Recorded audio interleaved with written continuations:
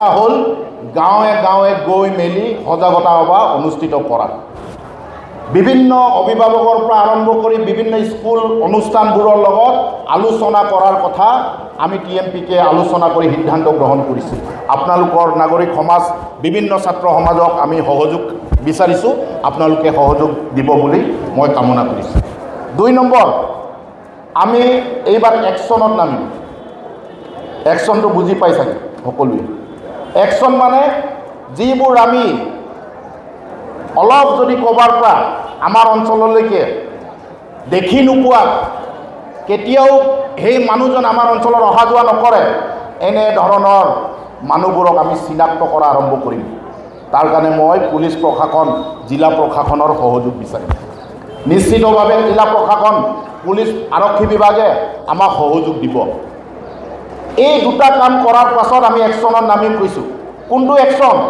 যিবোৰ অঞ্চল মুৰকং চেলেক railway station, যিবোৰ অঞ্চললৈকে মানুহে নাযায়, পুৰণা জেলখানা, যিবোৰ অঞ্চল কলেজবোৰৰ বেকছাইডবোৰ, সেই অঞ্চলবোৰক নিৰীক্ষণ কৰাৰ কাৰণে TMPকেৰ গণ স্বেচ্ছাসেৱক বাহিনী বা GSB বা পিপলছ ভলণ্টিয়াৰ্ছ নামেৰে আমি আমাৰ অৰ্গেনাইজেশ্যন এটা আমি ৰিন'ভেশ্যন বা তাক আকৌ পুনৰ গঠন কৰাৰ কাম আমি ইতিমধ্যে সম্পূৰ্ণ কৰিছোঁ।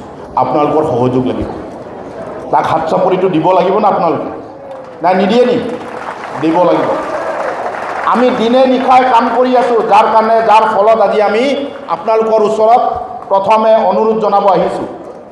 আপোনালোকৰ অনুৰোধ সাপেক্ষে আমি অহাকালিৰ পৰা গাঁৱে গাঁৱে সজাগতা সভা অনুষ্ঠিত কৰাৰ সিদ্ধান্ত গ্ৰহণ কৰিছোঁ। গাঁৱে গাঁৱে যিটো পৰামৰ্শ আমাৰ জ্যেষ্ঠসকলে আমাক দিছে, প্ৰত্যেকটো গাঁৱত এখন এখন ড্ৰাগছ বিৰোধী অভিযানৰ এটা সমিতি হ'ব লাগিব। আমি এই যি অনুৰোধ গ্ৰহণ কৰিছোঁ আৰু TMPকে প্ৰত্যেকটো গাঁৱত এটা ড্ৰাগছ বিৰোধী অভিযানৰ এটা সমিতি, সকলো নাগৰিকক, সকলো বৰ্ণৰ নাগৰিকক, সকলো শ্ৰেণীৰ নাগৰিকক, বিভিন্ন ৰাজনৈতিক দল সংগঠনক লগত লৈ আমি সেই কমিটিসমূহ গঠন অহা 15 দিনৰ বা 20 দিনৰ ভিতৰত গ্ৰহণ কৰাৰ আজিৰ নাগৰিক সভাৰ জৰিয়তে আমি গ্ৰহণ কৰিব লাগে। আপোনালোকৰ যদি সমৰ্থন আছে, হাত চাপৰি এটা দিয়ক।